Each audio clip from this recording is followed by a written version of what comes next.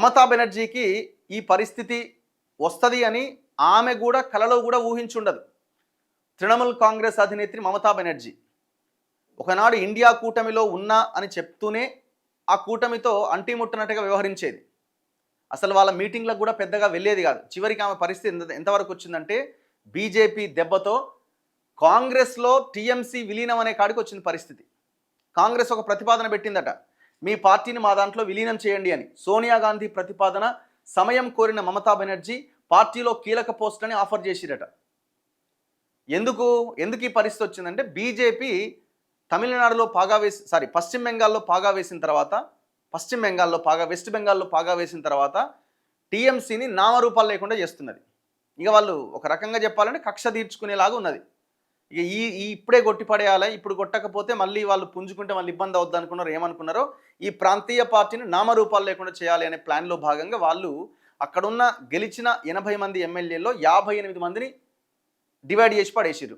ఆయన ఎవరు, రితబ్రత బెనర్జీ, ఆయన సపరేట్ ఆయన లీడర్గా టీఎంసీఎల్పీ లీడర్గా ఆయనని అందరూ ఎమ్మెల్యేలు 58 మంది ఎమ్మెల్యేలు ఇదే మాది అసలైన టీఎంసీ పార్టీని వాళ్ళు ప్రకటించుకున్నారు. స్పీకర్ కూడా చెప్పేసిండు. సో ఇంకా వాళ్ళ మీద కంప్లైంట్ చేయడానికి, అనర్హత వేటు వేయడానికి అవకాశం లేదు. వీళ్ళంతా మమతా బెనర్జీకి దూరం జరిగిపోయారు.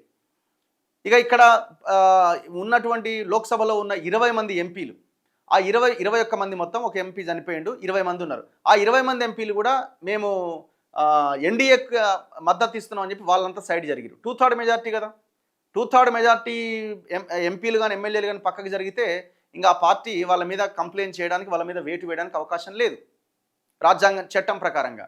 సో కాబట్టి 2/3 మొత్తం టోటల్ 20 మంది ఎంపీలు సైడ్ జరిగి ఎన్డీఏకి మద్దతు పలికిరు. ఇదంతా బీజేపీ ప్లానే. ఇప్పుడు ఇక ఆమెకి ఏం చేయాలా? ఆ వెనకాల 10 మంది 12 మంది ఎమ్మెల్యేలు ఉన్నారు, అంతకుమించి ఏం లేదు. సో అధికారంలో బీజేపీ ఉన్నది, అక్కడ కేంద్రంలో బీజేపీ ఉన్నది. సో మొత్తం అష్టదిగ్బంధం చక్రబంధంలో ఉన్నది ఇప్పుడు ఆమె. సో దీంతో కాంగ్రెస్ ఏం చేసిందంటే, మా పార్టీలోకి మీరు రండి, మీ పార్టీని మా దాంట్లో విలీనం చేసేయండి అని ఒక ప్రతిపాదన పెట్టిందట. పశ్చిమ బెంగాల్లో టీఎంసీ ఎమ్మెల్యేలు ఎంపీల్లో చీలికలు, నేతల రాజీనామాల నేపథ్యంలో ఆ పార్టీని జాతీయ కాంగ్రెస్ పార్టీలో విలీనం చేయాలని కాంగ్రెస్ పార్టీ అగ్రనాయకురాలు సోనియా గాంధీ ప్రతిపాదించినట్టు తెలిసింది. ఈ ప్రతిపాదనపై స్పందించేందుకు కొంత సమయం కావాలని టీఎంసీ అధినేత్రి మమతా బెనర్జీ కోరినట్టు సమాచారం. ఇటీవల జరిగిన బెంగాల్ అసెంబ్లీ ఎన్నికల్లో టీఎంసీ అధికారం కోల్పోయి బీజేపీ పాలన ప్రారంభమైన దరిమిలా టీఎంసీలో అంతర్గత కుమ్ములాటలు ప్రారంభమయ్యాయి. మరోవైపు బీజేపీ నుంచి ఒత్తిళ్లు కూడా పెరుగుతున్నాయి. ఈ నేపథ్యంలో బీజేపీ ఒత్తిడి నుంచి బయటపడేందుకు టీఎంసీని కాంగ్రెస్లో విలీనం చేయడమే పరిష్కారమని సోనియా గాంధీ సూచించారు. మరోవైపు అభిషేక్ బెనర్జీ కాంగ్రెస్ నేత రాహుల్ గాంధీతో భేటీ అయ్యారట. భవిష్యత్తుపై బెంగ. టీఎంసీ అగ్రనేతలుగా ఉన్నవారు పార్టీపై తిరుగుబాటు జెండా ఎగరేయడంతో పాటు బీజేపీ నేతృత్వంలో ఎన్డీఏ కూటమికి మద్దతిస్తామని ప్రకటించారు. దీంతో పార్టీ భవిష్యత్తుపై మమత తల్లడిల్లుతున్నారు. భవిష్యత్తులో వచ్చే ఎన్నికల్లో ఏ విధంగా ముందుకు సాగాలి అన్నది మరింత ఇబ్బందికరంగా మారింది. 64 మంది ఎమ్మెల్యేలు రితబ్రత బెనర్జీ నేతృత్వంలో చీలిపోగా 28 మంది ఎంపీల్లో 20 మంది కకోలి ఘోష్ దస్తీదార్ నేతృత్వంలో విడిపోయి ఎన్డీఏకు మద్దతిస్తామని, తమను ప్రత్యేకంగా సమూహంగా గుర్తించాలని లోక్సభ స్పీకర్ ఓం బిర్లాకు లేఖ రాశారు. ఈ పరిణామాలతో టీఎంసీ పార్టీ మమత చేతుల్లోంచి జారిపోయే ప్రమాదం ఏర్పడ్డది. ఇప్పుడు అక్కడ మహారాష్ట్రలో అదే జరిగింది కదా. మహారాష్ట్రలో ఏక్నాథ్ షిండేని లాగేసి మొత్తం అంతా ఖతం చేసి పడేసి పార్టీని 2 భాగాలుగా చీల్చి పడేసారు. సో ఇక్కడ కూడా అదే జరుగుతుంది. ఇప్పుడు ఎవరైతే మెజారిటీ ఉన్నారో వాళ్ళే ఇది మా అసలైన తృణమూల్ కాంగ్రెస్ పార్టీ అంటే వాళ్ళకే ఇచ్చేసే అవకాశాలు కూడా ఉన్నాయి. ఇంకా ఆప్షన్ లేదు. ఇక ఎన్డీఏకు మద్దతు ఇస్తామని తమను ప్రత్యేక సమూహంగా గుర్తించాలని లోక్సభ స్పీకర్ ఓం బిర్లాకు లేఖ రాశారు. ఈ పరిణామాలతో టీఎంసీ పార్టీ మమత చేతుల్లోంచి జారిపోయే ప్రమాదం ఏర్పడ్డది. చీలిక వర్గాలకు గుర్తింపు కనుక లభిస్తే పార్టీ గుర్తు, పార్టీ జెండా సహా టీఎంసీ ఆస్తులపైన కూడా హక్కులు లభించే అవకాశం ఉంది. ఈ నేపథ్యంలో మమతా బెనర్జీ మంగళవారం ఢిల్లీలో సోనియా గాంధీని కలుసుకొని సుదీర్ఘంగా చర్చలు జరిపారు. అనంతరం బుధవారం కూడా మరోసారి ఇరువురు భేటీ అయ్యారు. ఈ సందర్భంగా సోనియా గాంధీ ఈ విలీన ప్రతిపాదన మమత ముందు ఉంచారని టీఎంసీ వర్గాలు చెబుతున్నాయి. తృణమూల్ పైన బీజేపీ ఒత్తిడి పెరుగుతుండడం పట్ల సోనియా ఆందోళన వ్యక్తం చేశారని, కాంగ్రెస్లో విలీనం చేయడం ద్వారా బలమైన ప్రతిపక్షంగా బీజేపీని ఎదుర్కొనేందుకు అవకాశం ఉంటుందని ఆమె సూచించారు. టీఎంసీని కాంగ్రెస్లో విలీనం చేస్తే మమతా బెనర్జీకి కాంగ్రెస్ జాతీయ ఉపాధ్యక్షురాలి పదవితో పాటు ఆమె మేనల్లుడు అభిషేక్ బెనర్జీకి ప్రధాన కార్యదర్శి పదవులు ఇస్తామని సోనియా గాంధీ హామీ ఇచ్చినట్టు తెలిపినాయి.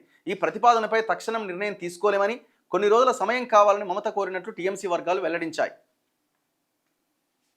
ఇగో మమతకు మరో ఎదురు దెబ్బ. రాజ్యసభ సభ్యత్వానికి సుష్మితాదేవ్ రాజీనామా చేసిందట.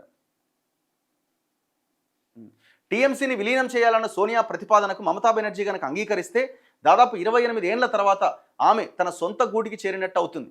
గతంలో కాంగ్రెస్ పార్టీతోనే రాజకీయాలకు ప్రవేశించిన మమత 28 ఏళ్ల కిందట 1998లో కాంగ్రెస్తో విభేదించి తృణమూల్ కాంగ్రెస్ పార్టీని ఏర్పాటు చేసుకున్నారు. వరుసగా 3 సార్లు బెంగాల్ ఎన్నికల్లో విజయం దక్కించుకొని అధికారంలోకి వచ్చారు. సో ఇట్లా మరి ఇప్పుడు మరి ఇక్కడ ఇంకొక ఈక్వేషన్ ఉన్నది. ఇప్పుడు మమతా బెనర్జీకి ఆ కమ్యూనిస్ట్ పార్టీలకు అసలే పడదు. మరి టీఎంసీ కాంగ్రెస్లో విలీనం అంటే మరి వాళ్ళ వైపు నుంచి వచ్చే రియాక్షన్ ఎట్లుంటుందో, ఎందుకంటే వాళ్ళు కూడా ఇండియా కూటమిలోనే ఉన్నారు కదా. అలా వీళ్ళు స్టార్ట్ చేశారు ఈ వ్యతిరేక కూటమి, చీలిపోయిన కూటమి. టీఎంసీని కాంగ్రెస్లో విలీనం చేయడం కుదరదని తిరుగుబాటు ఎమ్మెల్యే రితబ్రత బెనర్జీ వ్యాఖ్యానించారు. తనకు 64 మంది ఎమ్మెల్యేల మద్దతు ఉన్నది. పార్టీ అధిష్టానం తీరు నచ్చని వారే తన వెంట వచ్చారు. ఇప్పుడు పార్టీతో కలిసి కాంగ్రెస్లో విలీనమయ్యేందుకు వారెవరూ సిద్ధంగా లేరు. తమను లెజిస్లేటివ్ పార్టీగా గుర్తించాలి అని కోరుతూ అసెంబ్లీ స్పీకర్కు లేఖ ఇవ్వబోతున్నాం. టీఎంసీ ఎంపీలది కూడా ఇదే మాట. ఇక పార్టీ నుంచి సస్పెండ్ అయిన రిజు దత్తా విలీన ప్రతిపాదనపై మరింత తీవ్రంగా స్పందించారు. తిరుగుబాటు ఎమ్మెల్యేలు 80కి 64 మంది ఉన్నారు, ఎంపీలు 20కి 15 మంది ఉన్నారు. ఇక ఎవరిలో విలీనం అవుతారు అని ఆయన ప్రశ్నించారు. ఇట్లా ఇప్పుడు ఆమె ఒంటరైంది. ఆమె మరి సోనియా గాంధీ ప్రతిపాదనకు అంగీకరిస్తారా ఏం చేస్తారని చూడాలి. ఇక కష్టం, ఇక సిచ్యువేషన్ అయితే వాస్ట్గా ఉన్నది.